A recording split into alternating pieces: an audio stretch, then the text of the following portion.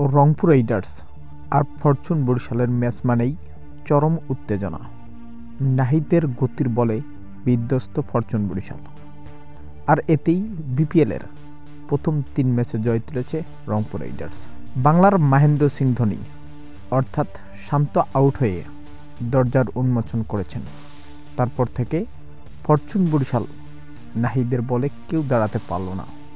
খুবই শক্তিশালী দল ফরচুন বরিশালকে 124 রানেই থেমে দিলেন। 11তম আসরে সর্বনিম্ন স্কোর আজকের। তবে নাহিদের 140 গতির বল দেখে যখনই আউট হলেন তামিম ইকবাল, তখনই তো দুহাত তুলে দোয়া করছে ফরচুন বরিশালের মালিকের ছেলে।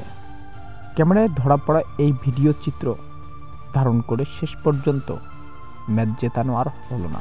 তো দর্শক, এমন ঘটনাটি নিয়ে আপনার কি মন্তব্য জানিয়ে দেবেন ভিডিওর কমেন্ট বক্সে।